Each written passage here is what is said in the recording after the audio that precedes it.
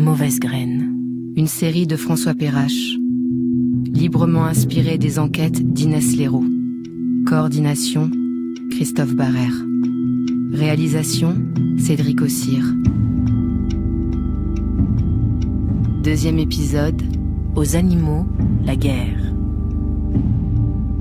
Ici, à marée basse, il suffit de regarder les rochers se découvrir pour saisir que la surface des choses n'est souvent qu'un mensonge.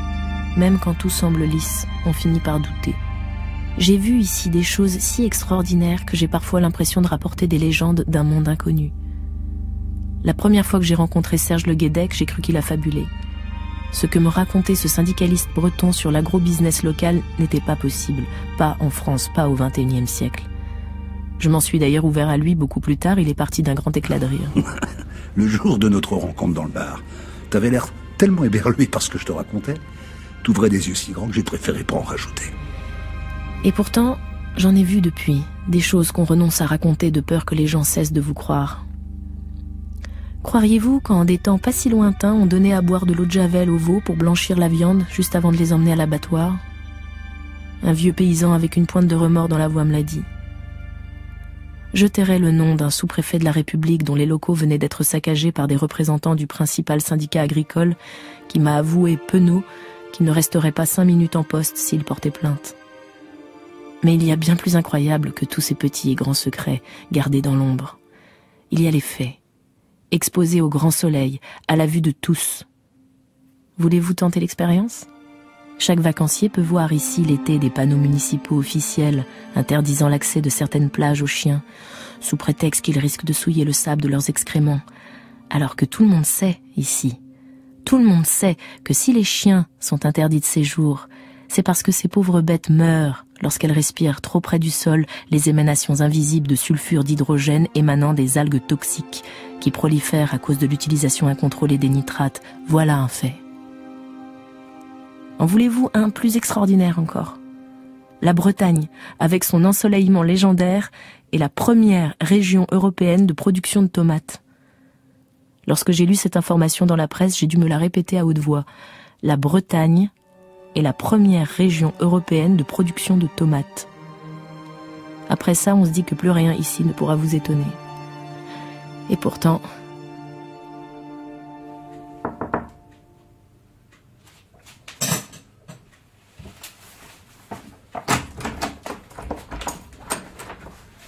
Oui, bonjour. Bonjour, désolée, hein, je passe un peu tôt. Ah, bah oui, carrément, merde, t'es encore en pyjama.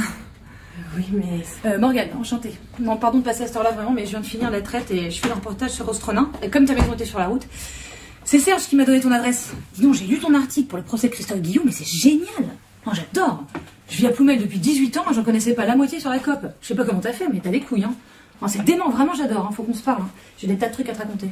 Vous avez dit que vous partez en reportage parce que vous êtes journaliste aussi, vous connaissez Serge? On peut se tutoyer, hein. Bah Serge connaît tout le monde et je connais tout le monde, alors oui, avec Serge on se connaît.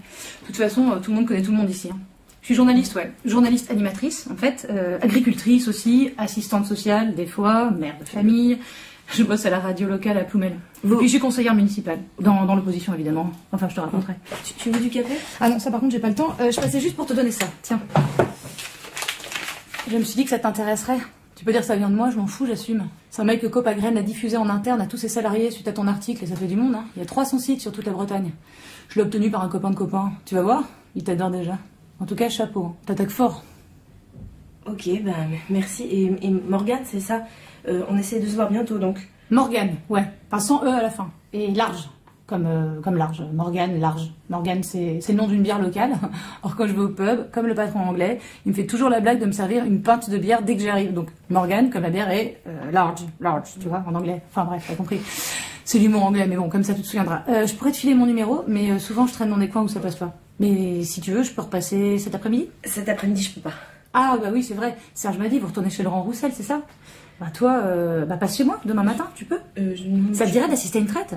Tu sais, tu peux apprendre à traire, hein. Franchement, si tu veux écrire sur les paysans, faut que tu fasses la traite au moins une fois dans ta vie. Demain matin. Allez, demain matin, tu viens pas trop tard, disons 8h. Mais je... Bah, allez, 8h30 si tu veux, mais pas plus tard, hein, parce qu'après, elle gueule, hein. Il y a les veaux qui réclament. Donc, pour venir, c'est pas compliqué. À Ploumel, quand t'es devant l'église, tu prends la rue qui descend un peu raide à la rivière, et là, tu vas tout droit. Au bout d'1 kilomètre, à la fourche, tu prends à gauche, Et là, c'est tout droit, tu peux pas te tromper, c'est la seule ferme au bout du chemin de terre, juste avant la rivière. Bon, au pire, tu demandes Morgane dans le village, ils seront indiqués. Puis alors, bon courage pour cet après-midi, parce que Roussel, il a son petit caractère. Hein. Mais c'est un mec bien. Hein. Serge m'a dit que t'étais déjà allé le voir toute seule et qu'il t'avait jeté. Tu m'étonnes. Lolo, il est raide. Hein. Mais c'est un chouette mec, têtu comme un breton. Et ce qu'ils lui ont fait, c'est dégueulasse. Bon, tu me raconteras. À demain. Salut Inès, Kenavo, et enchantée. Enchantée.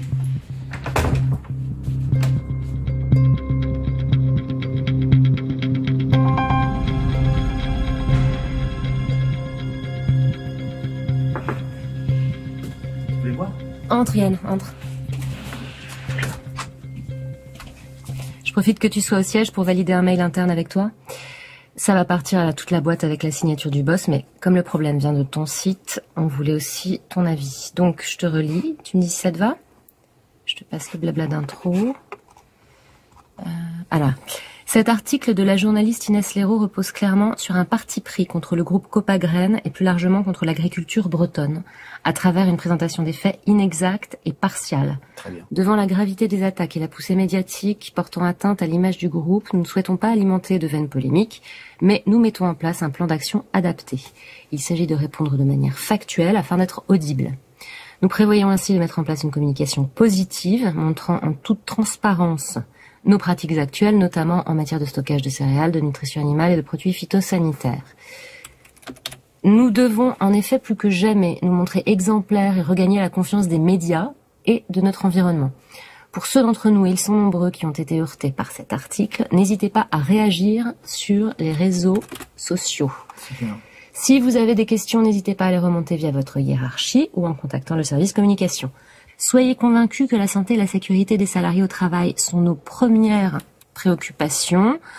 Nous n'avons pas à rougir de la façon dont nous travaillons au sein du groupe et avec les CHSCT, nous continuerons à progresser dans cette voie. Je sais que je peux compter sur vous pour qu'ensemble, nous rebondissions positivement suite à ces mises en cause partiales. C'est bon pour toi, Yann ? J'envoie ? Oui, parfait. C'est parti. Ah, quoi encore ? Voulez-vous vraiment envoyer à l'ensemble du groupe salarié Copagraine 4815 destinataires ? Bah, oui. Yann, ok ? Oui. Prends ça dans les dents, Elise, tu sais.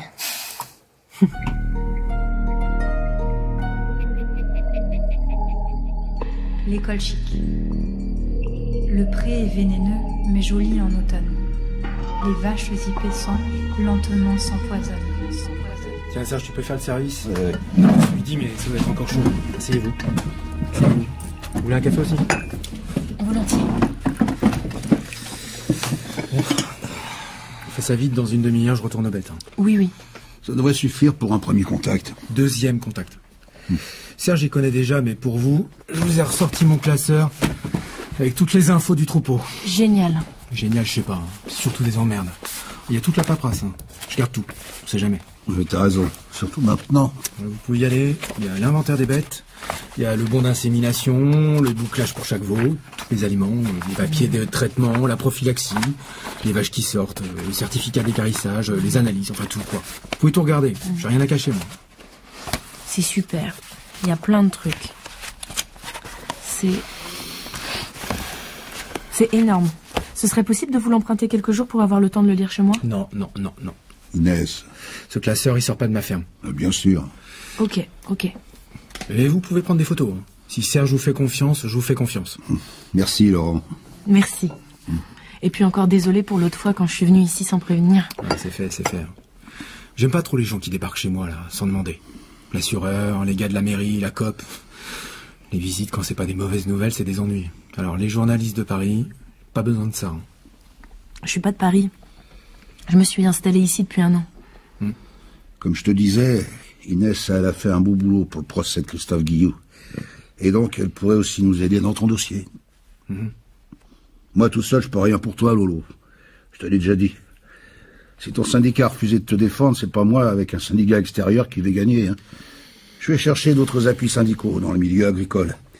Et on va travailler en réseau. Mais la seule façon qu'on aura de te faire gagner, c'est de médiatiser ton affaire. Mais on vous pousse à rien.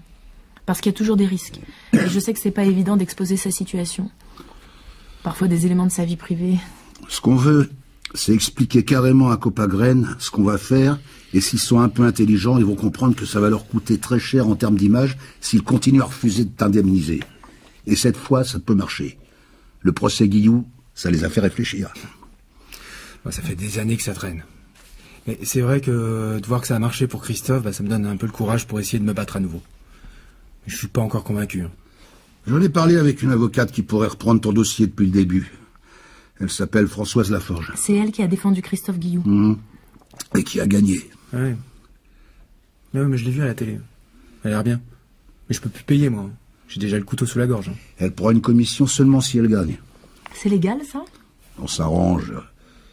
Et elle peut gagner dans ton dossier, Laurent. Je lui ai raconté ton cas vite fait. Elle est scandalisée. C'est dégueulasse ce qui t'est arrivé. Elle pense qu'on peut gagner. Mais ce sera encore très long.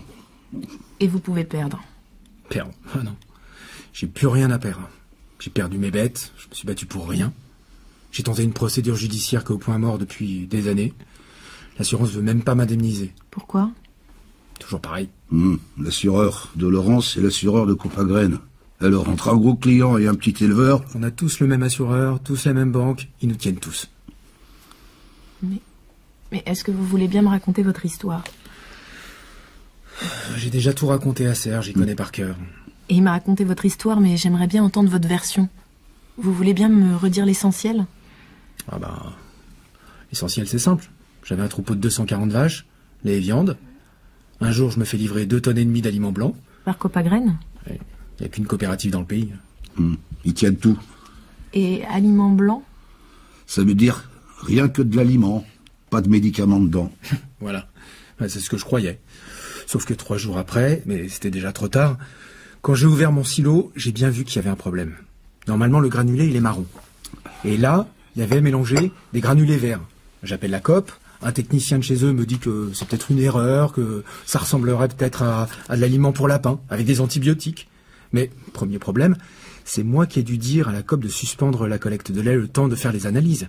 Au bout de quelques jours, Copagraine revient collecter mon lait. Le technicien me dit que je m'inquiète pour rien, qu'à son avis, il n'y a pas d'antibiotiques, mais qu'ils vont quand même faire une analyse, et il repart avec un échantillon. Sauf que moi, je vois bien. Je le connais, mon cheptel. Je vois bien. J'ai des bêtes qui ont la diarrhée. La production de lait s'écroule. Et après, sur plusieurs mois, j'ai commencé à avoir de la surmortalité, des avortements. Et à la fin, mes bêtes, elles avaient des écoulements de sang par les naseaux. J'ai jamais vu ça. J'ai pris des photos. J'ai tout mis dans le dossier. Regardez. C'est normal, ça? C'est horrible. Je voyais bien que c'était pas normal. Ça me faisait peine. Je suis un agriculteur, ni meilleur ni pire qu'un autre. J'aime mes bêtes. Alors j'ai fait faire des analyses par un labo à moi, sans le dire à Copagraine, parce qu'ils aiment pas qu'on les contredise, même si on s'y connaît mieux qu'eux. Voilà. Alors, l'aliment, c'était du Turbo Rabbit Maxima. C'est marqué là, noir sur blanc. C'est de l'aliment pour lapin, ça, avec des antibiotiques, des médicaments. Donc ça passe dans le lait? Et dans la viande. Ça entre directement dans le circuit de consommation humaine. Plus tard, j'ai fait faire d'autres analyses approfondies, toujours payées de ma poche, avec prélèvement par huissier, et tout. 6 antibiotiques différents il y avait, en fait. Alors que sur le produit d'aliments pour lapin, ils en indiquent que 2. Ça veut dire que non seulement mes vaches, elles auraient jamais dû manger d'aliments pour lapin, évidemment, mais le produit, il est même pas conforme pour les lapins. C'est dingue. Ils ont tué mes bêtes. Parce qu'il faut savoir que le système digestif des bovins, c'est très fragile. On peut pas leur donner n'importe quoi. Je sais pas si vous y connaissez un peu en élevage. Mon père était vétérinaire dans le Maine-et-Loire, mais... Ah bon? Oui, mais il a arrêté il y a longtemps. Il s'est reconverti dans les lapins angora. Il était véto en ville, votre père? Non, je crois bien qu'il travaillait sur des troupeaux. Mais maintenant, il est à la retraite. Bref, moi non, j'y connais rien en élevage. Il était véto, votre père. Décidément, on a tout pour s'entendre. Pourquoi vous dites ça? Parce que je les aime pas beaucoup. Ils sont censés nous aider à soigner les bêtes, et des fois, on se demande s'ils font pas exprès de les empoisonner. Celui de la COP, il a essayé de m'embobiner sur les analyses. C'est-à-dire?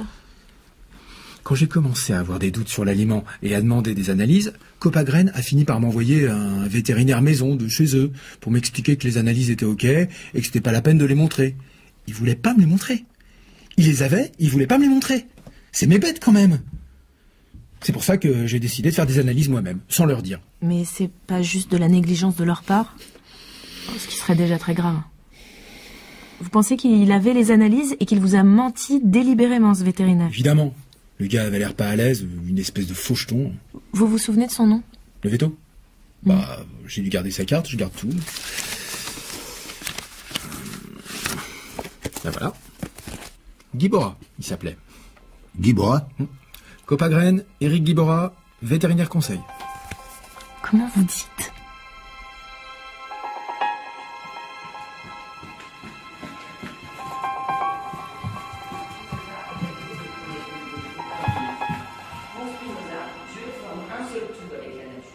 Il est par exemple impossible pour le dieu de Spinoza d'intervenir dans le cours des événements.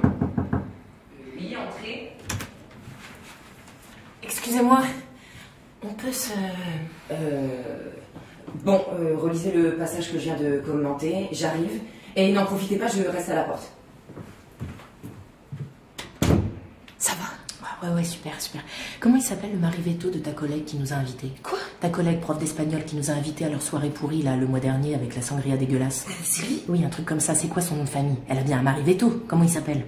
Attends, tu viens au lycée pour me demander... Déjà, comment t'as réussi à entrer? Moi, j'ai embrouillé le gardien. Réponds-moi, s'il te plaît. Est-ce que t'as une collègue qui a un mari vétérinaire et qui s'appelle Éric Guibora? Quoi? C'est quoi le nom de famille de cette Sylvie? Guibora? Oui, elle s'appelle Guibora. Je crois bien que son mec s'appelle Éric, je l'ai croisé 2 fois, et peut-être qu'il est veto, je sais pas. Génial! Et surtout, là, tout de suite, j'en ai rien à carrer, Inès, je suis en C'est cours. génial! Le soir de la sangria, je m'emmerdais. Toi, tu danses encore avec je sais pas qui. Je suis allée fumer sur leur balcon. Le mari de ta copine, le Éric, là. Mais il vient fumer à côté de moi. Je lui ai demandé son métier, comme ça, juste pour le faire la conversation. Et là, il me dit qu'il est vétérinaire chez Copagraine. Mais je m'en fous, là, Inès, je suis sur Spinoza et la nature. Moi, je lui dis que je suis en train d'enquêter sur sa boîte, carrément.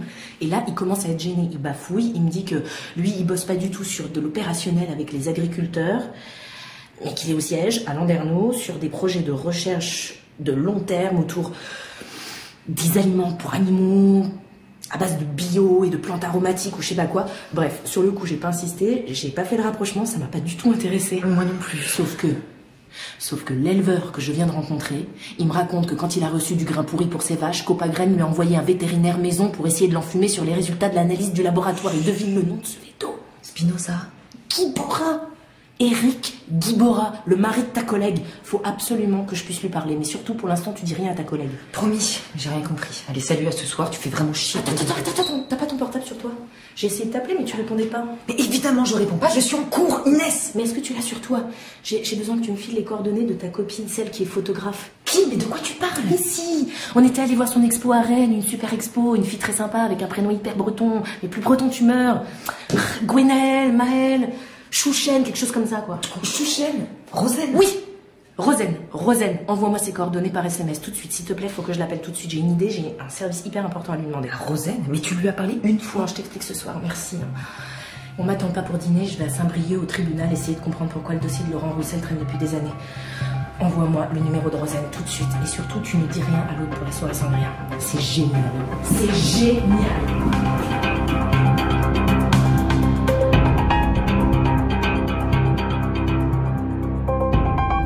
Normalement, je suis pas censé vous répondre, mais bon, puisque vous avez fait le déplacement et que vous êtes charmante. Merci, monsieur.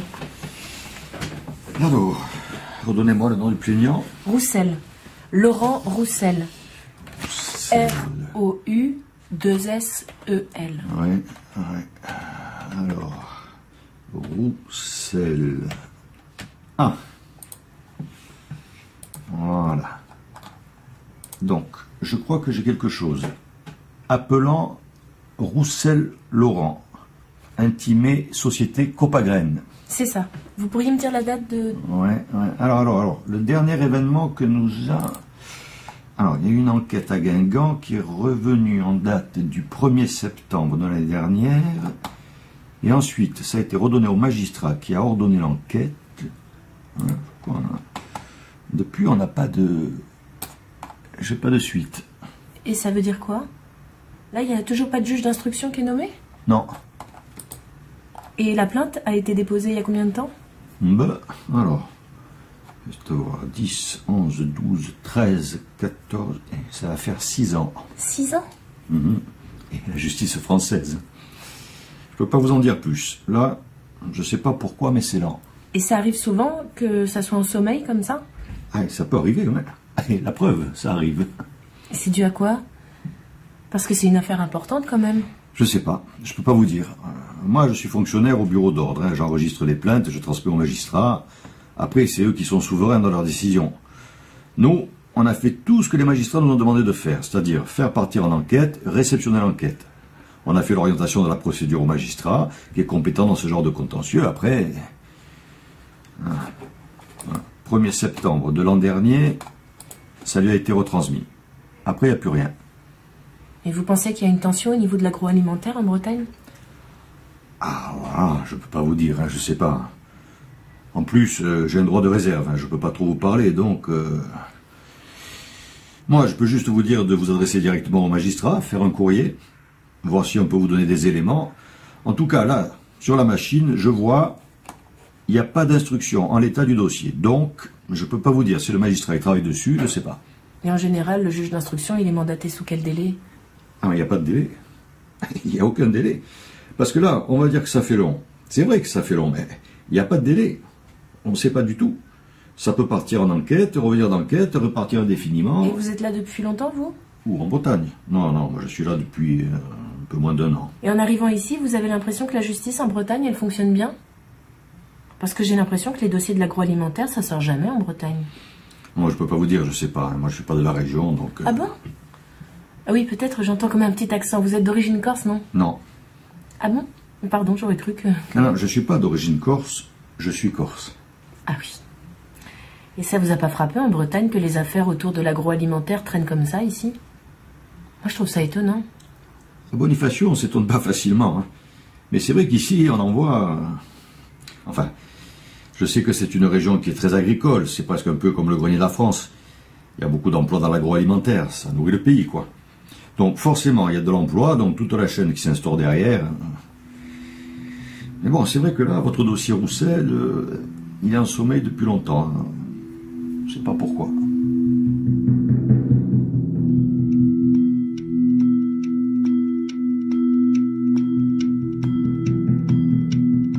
À la fin de votre message, si vous souhaitez le modifier, tapez dièse. Oui, bonjour Rosen, c'est Inès Léraud à l'appareil, la copine d'Alice. On s'est vu une seule fois, on était venu voir ton expo à Rennes. Je viens de regarder ton site de photos avec notamment le portfolio sur l'agriculture bretonne. C'est magnifique. Et ça correspond tout à fait à ce sur quoi je bosse en ce moment. Bon, je t'expliquerai, mais est-ce que tu pourrais me rappeler dès que tu as ce message, s'il te plaît? Je sais pas si tu te souviens, je suis journaliste et là j'enquête sur une boîte qui s'appelle Copagraine, que tu connais sans doute. Et le problème, c'est qu'ils refusent absolument de me rencontrer. Mais je pense qu'ils savent pas à quoi je ressemble. Il y a quasiment aucune photo de moi sur Internet. Donc j'aurais bien tenté un truc, mais j'aurais besoin, si t'es ok, de ta complicité. En fait, j'aurais besoin de me faire passer pour toi.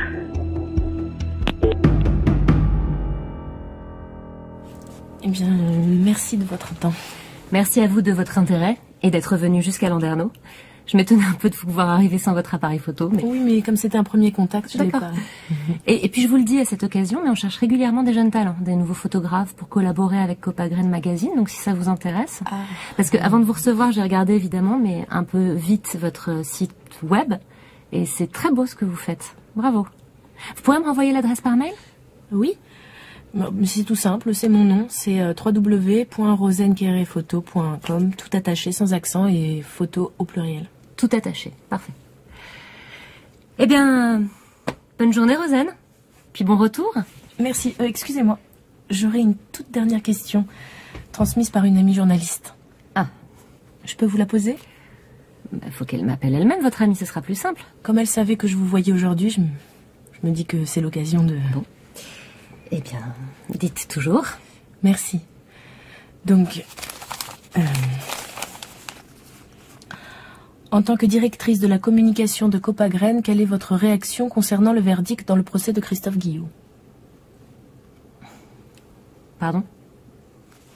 En tant que directrice de la communication de Copagraine, quelle est votre réaction? Non, j'avais bien compris, Rosen. Qui est-ce qui vous a transmis cette question? Une amie journaliste. Écoutez, Rosen, vous êtes charmante, vraiment, mais si je peux me permettre, je crois que vous vous êtes fait manipuler par votre amie. C'est qui cette amie, dites-moi? Une journaliste qui a appris que j'allais vous rencontrer, qui m'a demandé d'en profiter pour vous poser cette question. Bon. Rosen, je crois que je la connais, cette journaliste. C'est une fille très agressive qui nous harcèle depuis des mois. Elle n'est même pas d'ici. On refuse de la recevoir et c'est normal étant donné le traitement qu'elle nous réserve. Donc elle veut passer par la porte, par la fenêtre, par la chatière. Elle s'est servie de vous, Rosen. C'est une fille mal intentionnée et elle est capable de tout. C'est une journaliste de Paris, je me trompe? Rosen, qui est-ce qui vous a demandé de faire ça? Je préfère pas dire son nom. Alors je vais le dire, moi. Elle s'appelle Inès Léraud et c'est une ennemie de la Bretagne et des agriculteurs. Mauvaise graine. Une série de François Perrache, librement inspirée des enquêtes d'Inès Léraud. 3e épisode. Ils ne mouraient pas tous, mais tous étaient frappés.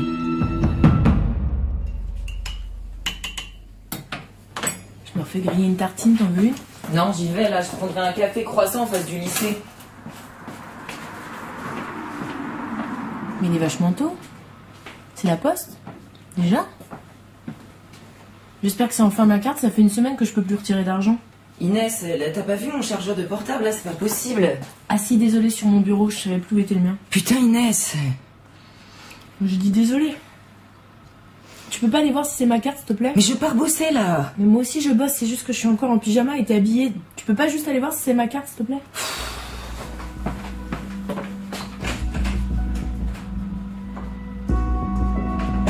Merci.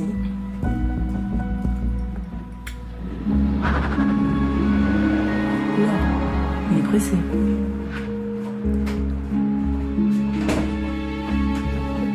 C'était pas la poste. C'était qui? Une grosse bagnole. Comment ça? Mais je sais pas, un gros 4x4 blanc, genre bagnole de dentiste ou de dealer. J'ai juste eu le temps de le voir partir, j'ai pas vu sa tête. Et il t'a laissé du courrier, mais je pense pas que ce soit la banque. Hein. Tiens. C'est quoi? Ça va? Copie d'un dépôt de plainte de Copagraine pour diffamation et usurpation d'identité. Ah merde. Désolé. Tu devais t'y attendre, non? T'as l'air hyper... Bon, Inès, une plainte, ça se gère, c'est pas non plus... C'est pas la plainte qui m'inquiète, c'est leur méthode. Mais des plaintes, t'en as déjà eu, ça va aller. Sauf que la règle, c'est que les mécontents déposent plainte contre l'employeur ou contre l'éditeur. Pourquoi? Là, ils s'attaquent directement à toi? Une plainte à mon nom déposée à 7h30 du matin par un inconnu. Et dans ma boîte aux lettres perso, alors qu'officiellement, je suis encore domiciliée à Paris et que j'ai donné cette adresse à personne.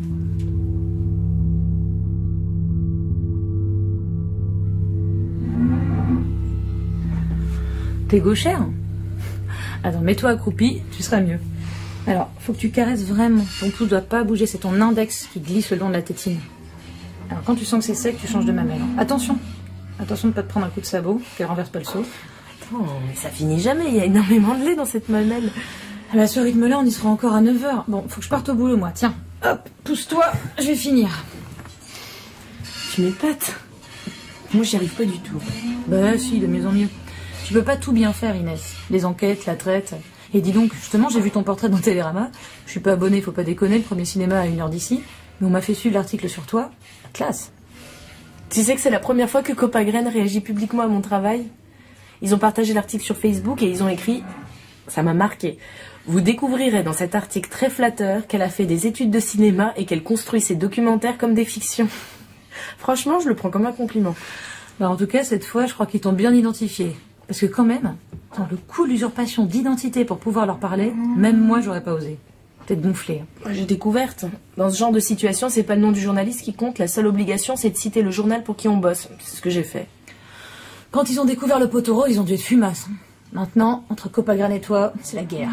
La guerre de communication, disons. Serge veut profiter du succès dans l'affaire Guillou pour leur foutre la pression avant le procès Le Goffic.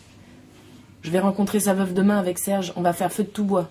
L'avocate prépare sa plaidoirie, je fais mes articles. Serge monte des comités de soutien autour de l'affaire Roussel. Tout est lié. C'était comment d'ailleurs la conférence de presse chez Laurent? Bien. On aurait aimé qu'il y ait plus de monde. Mais Serge a réussi à faire venir tout un collectif d'associations sur la ferme. Il a fait raconter par Laurent l'empoisonnement de ses vaches, les aliments pour lapins, les analyses que Copagraine voulait pas transmettre. Le procès, c'est pas pour demain, mais c'est bien qu'on parle aussi de Lolo. Ça a dû lui faire bizarre, un troupeau de journalistes sur sa ferme. On n'était pas très nombreux, malheureusement. Ah bah pas besoin. Ils sont tellement neuneux dans le camp d'en face, ils sont tellement flippés, que c'est eux qui vous font votre pub. Franchement, faut qu'ils soient cons pour organiser un truc moisi comme leur pseudo-manif spontané d'hier. Ça devait être assez folklore. J'aurais adoré y être, j'espère récupérer des infos. Je suis allée, moi, à leur manif. Quoi? Tu t'es pointé chez Copagraine sur le site de Ploumel? Bah, elle était publique leur manif. C'est à côté de chez moi, pourquoi j'irais pas? Et tu dis que je suis gonflée. C'était comment? Comique. Triste, en fait. Pour les employés. Quand je suis arrivée sur place, il y avait une petite trentaine de salariés, pratiquement que les intérimaires, ceux qui ont peur de perdre leur boulot. Ils tenaient chacun dans leurs mains une lettre de l'alphabet écrite en énorme sur des feuilles blanches que leur avait imprimé la direction. Et là, t'as Coisin, le DG du site, qui leur a dit de se mettre en rang d'oignons et il les a rangés comme des gamins à l'école pour former la phrase « Copagraine, c'est nous ». Non. Je te jure. Et à la fin de leur manif, Coisin, il a tapé dans ses mains et il leur a dit à tous texto « Allez les enfants, on rentre ». Non. Tu vois la spontanéité du truc. Ça empêchera pas toute la presse locale de sortir des papiers aujourd'hui pour dire que les salariés défendent leur emploi. Oh, j'ai rien lu encore, ça va me déprimer. Les correspondants locaux, ils ont pas le choix, ils vont pas mordre la main qui les nourrit. En tout cas, ça faisait vraiment minable. Ça a duré 10 minutes chrono, le DG a annonné péniblement un petit discours qui avait dû lui pondre le siège. C'est là où je dis qu'ils sont cons, ils font votre publicité. Coisin, il vous a pas nommé explicitement dans son discours, mais il a parlé de toi, il a parlé de Serge, il a même parlé de Laurent. Et tu te souviens de ce qu'il a dit exactement? Exactement non, mais j'ai filmé. Merci à tous d'être venus soutenir votre entreprise qui est vraiment attaquée de tous les bouts. Je vais vous lire un petit peu le message qu'on a décidé de vous faire passer. Les agriculteurs et les salariés de Copagraine sont nombreux à avoir exprimé leur tristesse, leur ras-le-bol et leur colère face à de nouvelles actions de dénigrement contre leur coopérative. Il y a 2 jours, un collectif de soutien aux victimes des pesticides organisait une conférence de presse chez un éleveur en litige avec Copagraine au sujet d'une erreur de livraison d'aliments. Alors que les analyses ont montré que le lait était conforme, ce collectif dénonce un scandale sanitaire. Cela fait déjà plusieurs années que des activistes mènent une entreprise de déstabilisation à l'encontre de Copagraine, visant à porter atteinte à son image, à ses activités et donc à ses adhérents et à ses salariés. Sa méthode est toujours la même. Entre faire des amalgames entre différents dossiers, jouer sur le mensonge, l'exagération ou l'émotion et médiatiser les actions juridiques. Salariés et élus ont donc voulu affirmer en manifestant aujourd'hui que s'attaquer à une entreprise, c'est aussi s'attaquer à ses salariés, que leur engagement et leur souci du travail bien fait a permis de construire un groupe coopératif responsable, soucieux de ses pratiques, de la santé et de la sécurité au travail. Ce premier rassemblement est une première phase et on ajoute qu'il y en aura d'autres.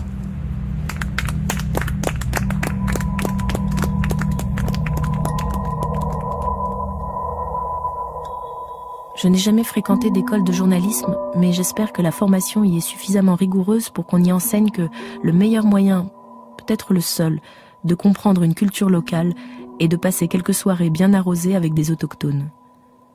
C'est vrai à l'autre bout du monde et c'est vrai ici. Faut dire qu'ici, c'est un peu le bout du monde. C'était un breton bretonnant de Bretagne, un grand gars taiseux. On avait dû lui dire qui j'étais, le travail que je faisais ici. Durant tout le dîner, il s'était méfié de moi. Il avait raison, sans doute. En tout cas, il avait ses raisons. Quand la dernière bouteille de vin fut vidée, on a commencé de continuer à boire plus consciencieusement du whisky local. Alors le taiseux a causé. Mon taux d'alcoolémie aidait à l'impression d'une expérience psychédélique. La voix singulière de cet homme, modifiée moins par un accent que par une structure mentale et grammaticale que je sentais profondément différente de la mienne, m'ouvrait l'accès à un monde parallèle, mystérieux et merveilleux. Ces histoires, quoique parfaitement contemporaines, étaient émaillées de toponymes celtes antédiluviens et d'expressions bretonnes dont la prononciation variée m'apprit-il d'une paroisse à l'autre. Le lendemain matin, je n'avais ramené qu'un seul souvenir de ce voyage linguistique. Mess. Un mot, ce n'est pas rien. C'est le début d'une histoire. Mess. Un seul mot pour désigner la honte et la graine du chêne, le gland dont raffolent les cochons. J'apprenais ainsi mon premier jeu de mots breton sous forme de proverbe. La honte, c'est bon pour les cochons. Mess, la honte, enfermée dans une graine.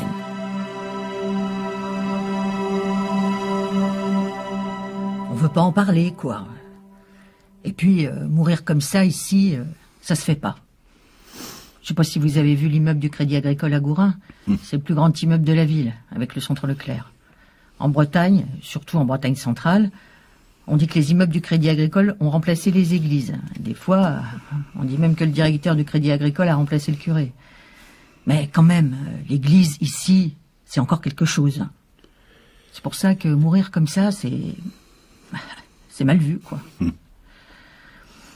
Et puis je me disais, ça servira à rien. Ça me ramènera pas mon mari. D'habitude, quand il y a un mort, ils envoient un grand chef pour signer les papiers, tout ça. Ils sont toujours très gentils avec la veuve.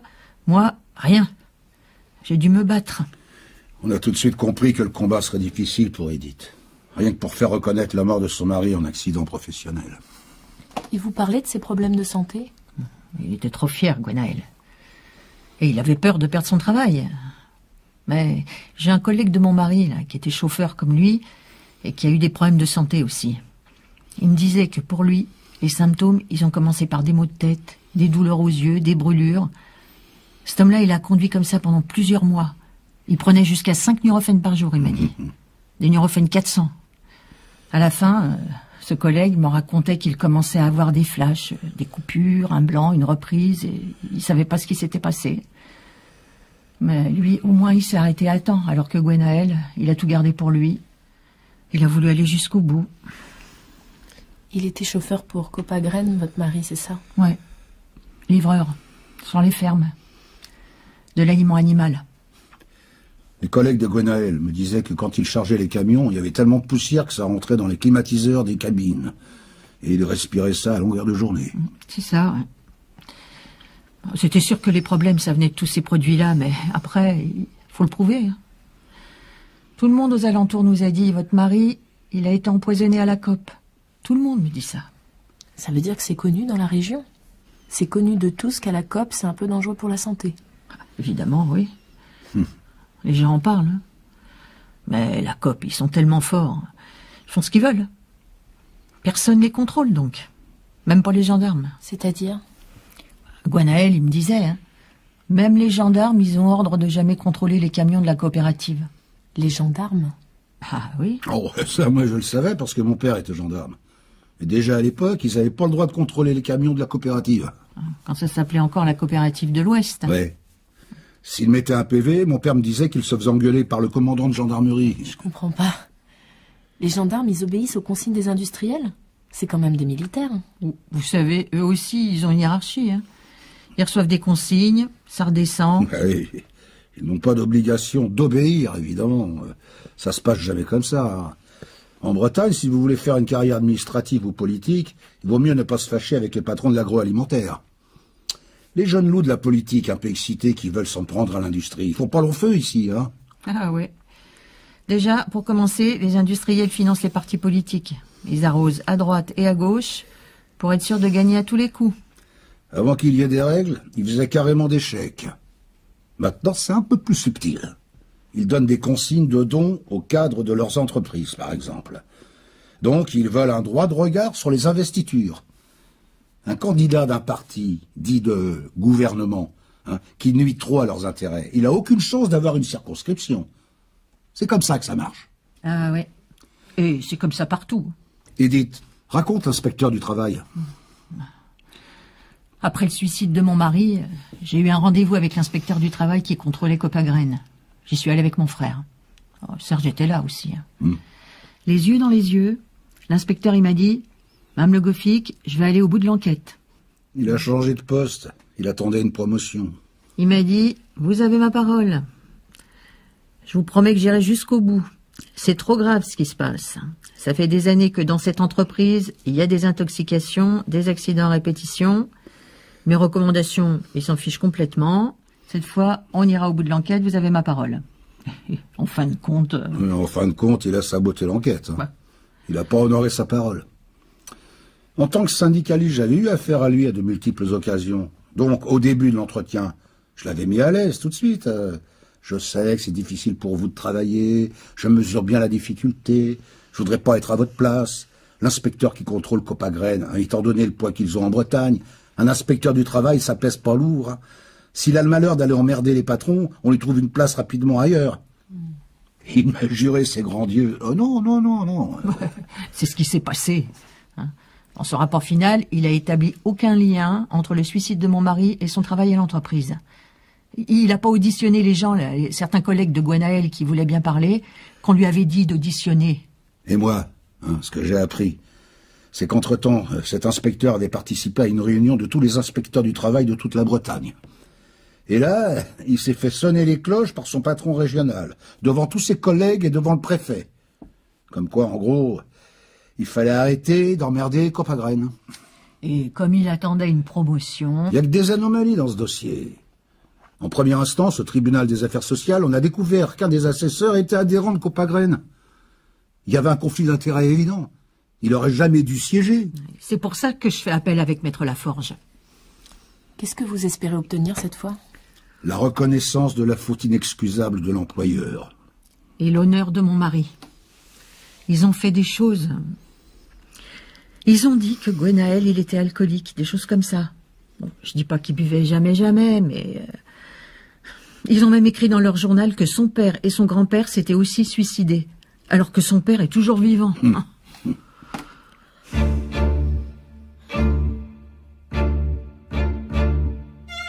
Bonsoir Edith, Maître Laforge à l'appareil.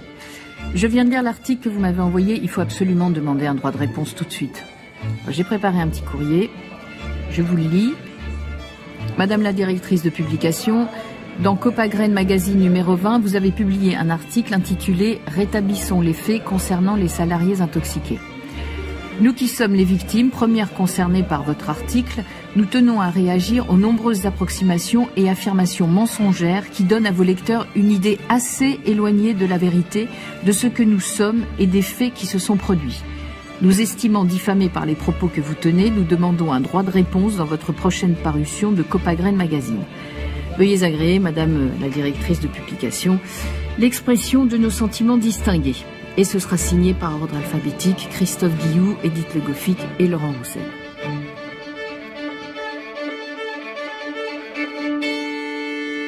Je comprends pas ta réticence. Prends à gauche. C'est plus long, mais ça ira plus vite. Il y a des travaux sur le pont, hein, ça va bouchonner. Mais réponds-moi, pourquoi t'es réticent? Je suis pas réticent. Là. Je pense que c'est pas la bonne stratégie pour Laurent. On a plein d'autres arguments pour le défendre. On va pas tout miser sur un témoignage d'un vétérinaire. Pas un témoignage, une confrontation, c'est la clé. Démontrer que le veto de Copagrène a délibérément menti à un agriculteur sur les produits livrés qui ont empoisonné ses vaches. C'est là la clé du dossier. La preuve, il veut pas parler. J'ai essayé 3 fois de l'appeler, ce Guy Borat. Tu l'as appelé? J'ai essayé. Mais Inès... Mais faut bien qu'on ait son point de vue. Mais t'en as parlé à Maître Laforge avant? Inès, est-ce que tu as demandé l'avis de l'avocate de Laurent avant d'appeler ce veto? C'est pas vrai. Faut pas faire des trucs comme ça. Tu crois lui rendre service, mais c'est le genre d'initiative qui peuvent nuire à Laurent. Quoi?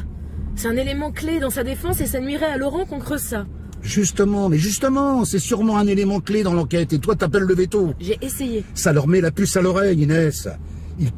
Ils peuvent mieux anticiper leur défense. Ils peuvent préparer des faux documents. Mais sois pas parano non plus. Les analyses du labo, c'est les analyses du labo.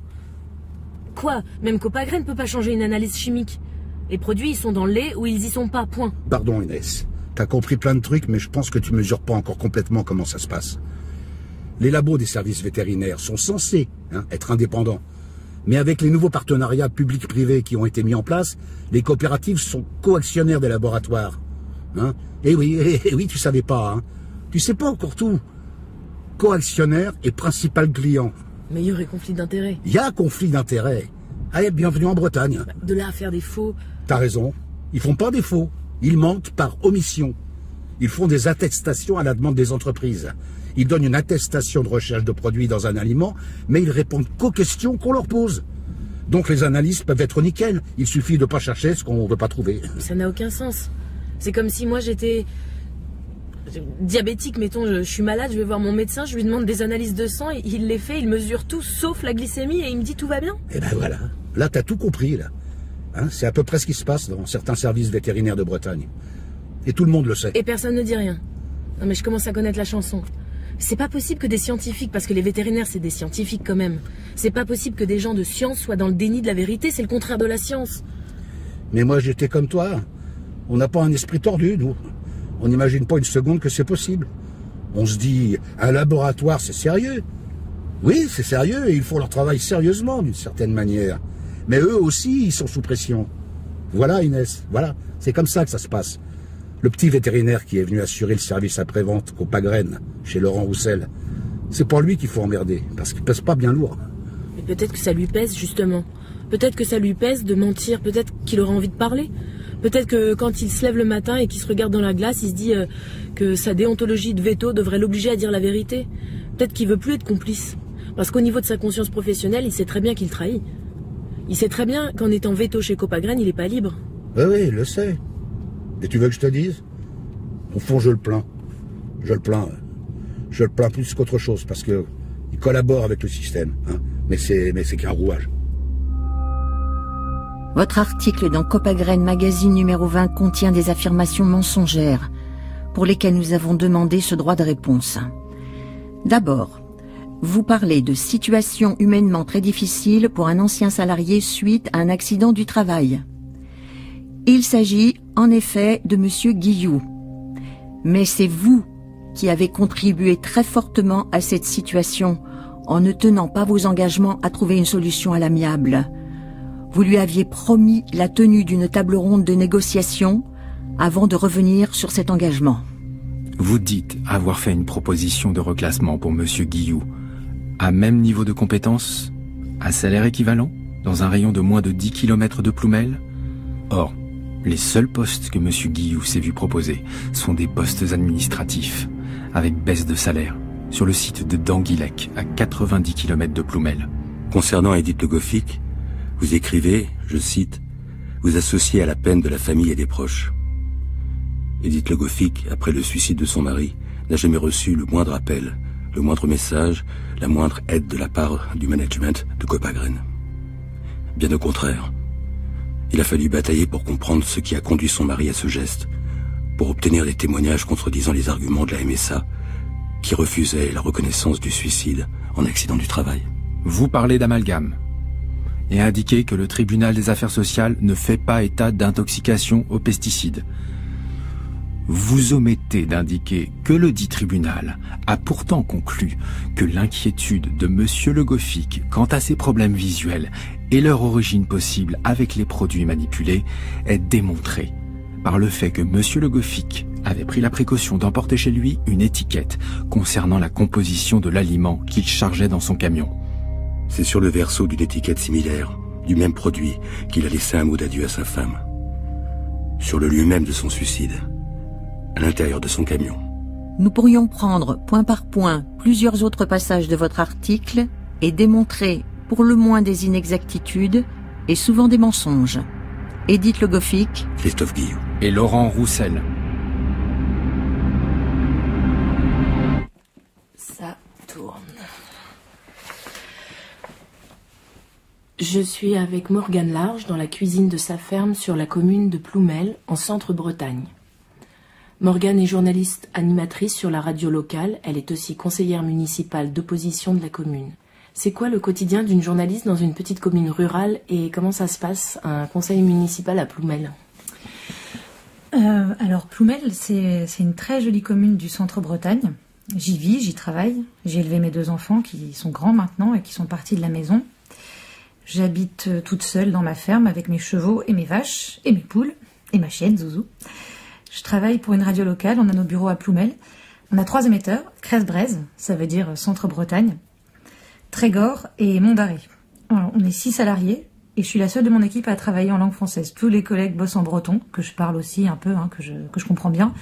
Et ça m'aide bien sûr dans mon travail. Je connais bien le territoire, je connais bien les gens, je me déplace sur pratiquement toute la Bretagne où je fais des reportages, des interviews. Et puis j'ai une petite émission quotidienne où je relais aussi les infos locales. Alors dans mes émissions, moi je m'intéresse régulièrement aux questions environnementales qui sont un sujet en Bretagne et ça me vaut régulièrement des petits problèmes, disons, avec les agriculteurs ou avec mes collègues. Alors comme je vais souvent dans les fermes et que je reviens avec mes chaussures dégueulasses, ils disent parfois pour rigoler, Morgane, elle ramène que de la merde et des emmerdes. Par exemple? Exemple d'emmerde. Le dernier truc en date, je publie une photo sur le compte Facebook de la radio d'un champ passé au Roundup. Le champ est carrément orange et surtout, les feuilles des arbres tout autour étaient oranges jusqu'à 2,50 m de hauteur. Donc là, c'est un problème quand même. Et donc le soir même, je suis ici, chez moi, il fait nuit. Un gars débarque avec son 4x4, il vient me coller à ma porte, il descend et il me dit voilà, je suis monsieur Antel, je suis pas d'accord, on reconnaît mon champ sur la photo, les gens vont parler de moi, etc. Bon bah là on a parlé franchement, ça s'est bien fini ce soir-là, il a gueulé mais bon, il a pas eu de mauvais geste. Mais bon, il était baraqué quand même. Et je suis une femme seule sur une ferme la nuit. Après, je trouve que bon, dans ce métier, c'est normal d'être interpellé. Nous aussi, on doit rendre des comptes, mais voilà, moi, je vis à l'endroit où je travaille, donc c'est compliqué. Des fois, on veut décrocher et on peut pas. Et vous êtes en plus conseillère municipale. Et je suis par ailleurs, conseillère municipale de Ploumel, dans l'opposition. Alors, comment ça se passe un conseil municipal à Ploumel ? Il y a beaucoup d'agriculteurs au conseil municipal et ils ont tout intérêt à y être. Parmi les 12 élus de la majorité, il y a une bonne moitié qui sont des agriculteurs ou des retraités de l'agriculture. C'est des gros agriculteurs, évidemment, des gens qui ont la main sur les terres à Ploumel. Et le maire lui-même a un élevage intensif de poulets. Et quand ils sont pas agriculteurs, ils travaillent presque tous en lien avec le secteur, puisque notamment, par exemple, le premier adjoint, c'est le directeur du site Copagrène de Ploumel. Yann Coisin. Yann Coisin, pour pas le nommer. Donc le conseil municipal, c'est une table en U. Le maire siège au centre de la table, qui relie les deux autres, avec les conseillers de la majorité d'un côté de la salle et les conseillers de l'opposition de l'autre côté. Alors parenthèse, plus on est entré tard dans le conseil municipal, plus on est loin du maire. C'est un petit privilège de pouvoir s'approcher du maire. C'est rigolo, non ? Alors moi, dès le premier conseil municipal, le maire nous a dit que l'opposition aurait le droit de s'exprimer dans les conseils, mais qu'on n'en tiendrait pas compte. Donc c'est clair, ça sert pratiquement à rien de siéger. Bon, après nous, dans l'opposition, on a surtout un déficit d'information énorme. Par exemple, on a donc sur la commune un site Copagrène classé Céveso 3, très dangereux, parce qu'il y a du stockage de produits phytosanitaires, des pesticides, des engrais. Et il y a des témoignages comme quoi il y aurait eu des déversements sauvages de produits toxiques dans le sol. Donc moi, j'aborde le sujet en conseil municipal. Je dis, c'est quand même... Est-ce que nous, au conseil municipal, on n'est pas en charge de la santé des gens ? Est-ce qu'on peut pas faire des études pour voir s'il reste des produits dans le sol, faire des carottages ? Et là, le maire répond, c'est pas à l'ordre du jour. Point. Évidemment, je reviens à la charge. Oui, alors, est-ce qu'on pourrait l'inscrire à l'ordre du jour du prochain conseil municipal ? Et le maire me dit, vous pouvez proposer par courrier que ça apparaisse à l'ordre du jour, mais c'est moi qui détermine ce qu'il y a à l'ordre du jour ou pas. Voilà, rideau. Et c'est jamais revenu à l'ordre du jour ? Évidemment que non. Et c'est comme ça tout le temps. Voilà, donc disons que il n'y a pas une réelle envie que ça change. En fait, non, le but c'est que rien ne change. Et alors personne ne conteste. Moi, j'ouvre des grands yeux, je rentre chez moi, je m'énerve. Non, c'est dur de siéger au conseil municipal, c'est vraiment dur. Surtout pour une femme seule, parce que je suis costaud, mais la dernière fois, le conseil municipal se passe gentiment, et puis à la sortie, on me dit Morgane, tu peux venir ? Et là, le maire, le premier adjoint, presque toute la majorité me tombe sur le râble et commence à m'engueuler. Mais concrètement, physiquement, ils commencent à m'entourer. Je leur dis attendez, les mecs, je suis toute seule, vous êtes 7 ou 8. Enfin, c'est quand même... J'ai beau être solide, c'est un peu intimidant. Enfin, des fois, j'ai beau être solide... Tu veux qu'on arrête ? Hein ? Non. Pourquoi ça va pas ce que je raconte ? Si, c'est... Mais... T'es sûr que je peux diffuser ça ? Oui. Vu ce que tu me racontes, t'as pas peur des représailles ? On verra bien. Mauvaise graine, de François Perrache. 3e épisode. Ils ne mouraient pas tous, mais tous étaient frappés. Avec Claire Sermonne, Jade Labeste, Jean-Claude Leguet, Florence Pernel, Pauline Moulaine, Éric Savin, Claire Dumas, Régis Rommel, Françoise Gazio et Jean-Marc Michelangeli. Bruitage, Bertrand Amiel. Enregistrement, montage, mixage, Antoine Viossa, Élise Le. Assistante à la réalisation, Sophie Pierre.